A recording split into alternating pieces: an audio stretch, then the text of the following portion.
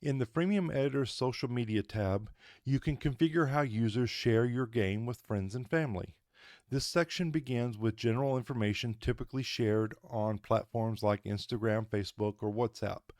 Start by entering the name of your game and a brief description. Next, provide a share URL. This URL should ideally be a redirect that automatically detects the user's device type and directs them to the appropriate app store, Google Play for Android users and the App Store for iOS users. I recommend using onelink.to for this purpose, which I will detail in the documentation and video description below. The share picture should be a high quality screenshot or logo of your game hosted online. Images stored locally on your computer will not work. Messages for sharing are categorized into two types: general sharing and bragging. The API allows you to easily select which type to use. I typically enable bragging as an option after the player completes a level, and set general sharing as part of a daily quest that offers a substantial reward. For general sharing or bragging on Facebook, creating a Facebook app page is optional. However, if you prefer a more integrated Facebook presence, setting up a dedicated Facebook app page for your game is necessary. This page allows you to centralize all game-related interactions on Facebook. For instance, I have established a Facebook page for one of the Freemium Starter Kit's test project, which serves as a good example of how to effectively use this feature. This allows for your fans to like and follow your game. It can serve as a URL redirect for your games to the various app stores. Once established, this page will then need to be connected to your game. Even if you aren't interested in creating a Facebook app page, this setup still allows your users to share content and invite their friends directly. To fully enable these features, your first step is to download and install the Facebook SDK. But be aware that if you fail to install the SDK before activating the Facebook features, it will result in compiler errors. Once you have finished installing the SDK, click this button to go to the Facebook app registration page.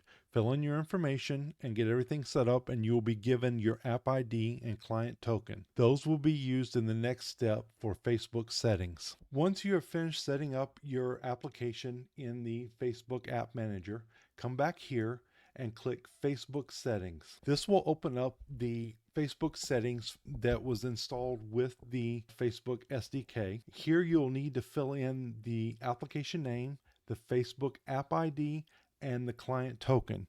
You will get both the app ID and the client token from the Facebook App Manager when you create your application. The sections here are optional and not necessary for the Freemium Starter Kit. Once this top section is filled in, you'll need to come down here and click the Build SDK package. That will write these settings out to a file on your local drive. After that, come back to the Freemium Editor. Once in the Freemium Editor window, you're going to need to click the Read Facebook Settings button. This will enable the Freemium Starter Kit to pull in all of the settings that you just put into the Facebook settings editor. That will automatically populate the Facebook ID and client token you see here. At that point, you will just need to set up the information for your Facebook page. And right here would be the username that you set up when registering your Facebook app. And then the page ID is the ID Facebook associates with the actual page.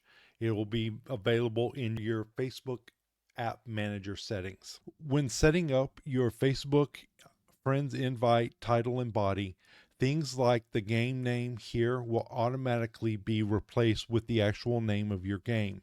There are several options available for this and are outlined in the accompanying documentation. The last step in the Facebook process, if you intend to run the application on Android, you will need to generate the Android manifest. This information here is for display only, and as it is pulled in automatically from other settings within the game settings and the Facebook settings.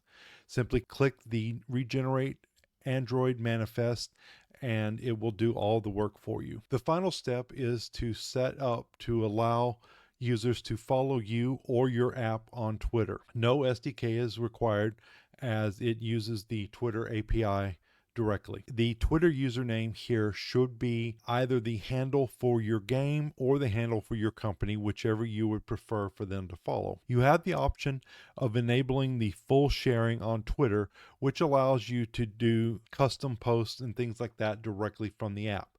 However, when you register with Twitter to get the customer secret and the customer key information, they will require to review your application.